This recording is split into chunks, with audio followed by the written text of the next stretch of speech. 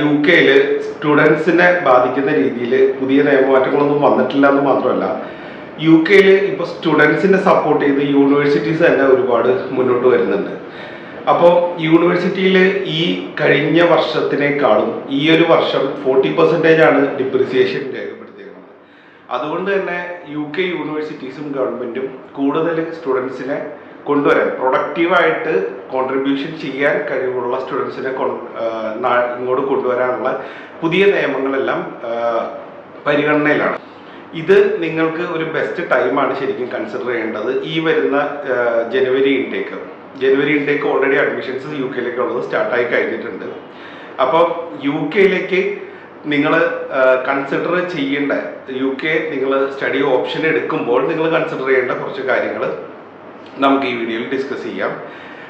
U കെയിൽ ഒരുപാട് നിയമമാറ്റങ്ങൾ വരാനുണ്ട് എന്ന് പറഞ്ഞെങ്കിലും ഡിപ്പെൻഡൻറ്റ് വിസ ഒഴിവാക്കിയതും അതുപോലെ തന്നെ നമ്മളുടെ പഠിത്തം കഴിഞ്ഞിട്ട് മാത്രമേ നമുക്ക് വർക്ക് വിസയിലേക്ക് മാറാൻ പറ്റുള്ളൂ എന്നുള്ളൊരു ഓപ്ഷൻ മാറിയതല്ലാതെ പുതിയ നിയമമാറ്റം ഒന്നും പുതിയ ഗവൺമെൻറ് വന്നതിന് ശേഷവും അവർ കൺസിഡർ ചെയ്തിട്ടില്ല. പലപ്പോഴും യൂണിവേഴ്സിറ്റികൾ സ്കോളർഷിപ്പ് കൊടുക്കുന്നില്ല എന്നൊരു സ്ഥിരം പരാതി സ്റ്റുഡൻസിൻ്റെ ഭാഗത്തു നിന്നുണ്ടായിരുന്നു കഴിഞ്ഞ കുറച്ച് ഇൻടേക്കുകളിൽ.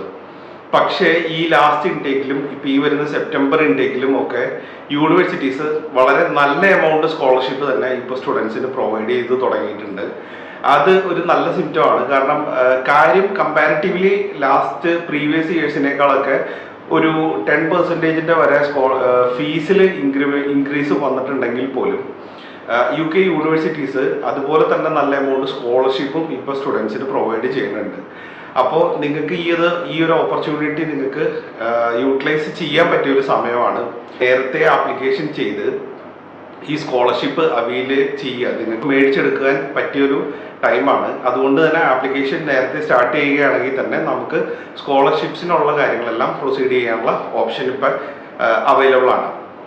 യൂണിവേഴ്സിറ്റീസ് ഇപ്പോൾ കൂടുതലും, അല്ലെങ്കിൽ അവിടുത്തെ ഗവൺമെൻറ് ഇപ്പോൾ കൂടുതലും അവിടുത്തെ ജോബ് റിക്വയർഡ് ആയിട്ടുള്ള പ്രൊഫഷൻസ് ചൂസ് ചെയ്യുന്ന സ്റ്റുഡൻസിനെയാണ് അവർ കൂടുതൽ കൺസിഡർ ചെയ്യണത്. അപ്പോൾ അതുകൊണ്ട് തന്നെ നിങ്ങളുടെ കോഴ്സ് പ്രീവിയസ്ലി പഠിച്ച സബ്ജക്റ്റ് റിലേറ്റഡ് ആയിട്ടോ അല്ലെങ്കിൽ നിങ്ങൾ വർക്ക് എക്സ്പീരിയൻസ് റിലേറ്റഡ് ആയിട്ടുള്ള കോഴ്സുകൾ എപ്പോഴും ചൂസ് ചെയ്യാൻ ഇനി ഫ്യൂച്ചറിൽ അപ്ലൈ ചെയ്യുന്ന പിള്ളേരുകൾ പ്രത്യേകിച്ച് ട്രൈ ചെയ്യേണ്ടതാണ്.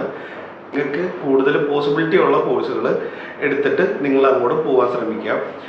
യു കെയിൽ ഏറ്റവും കൂടുതൽ ജോബ് ഓപ്പർച്യൂണിറ്റീസ് ഉള്ള കോഴ്സുകൾ ഏതാണ്, അല്ലെങ്കിൽ അവിടുത്തെ ഷോർട്ട് ലിസ്റ്റിൽ ഏറ്റവും കുറഞ്ഞ സാലറിയിൽ നിങ്ങൾക്ക് വർക്ക് വിസ കിട്ടാൻ പോസിബിലിറ്റി ഉള്ള കോഴ്സസ് ഏതാണെന്ന് ഞാനൊരു ഡീറ്റെയിൽഡ് ആയിട്ടൊരു വീഡിയോ ചെയ്തിട്ടുണ്ടായിരുന്നു.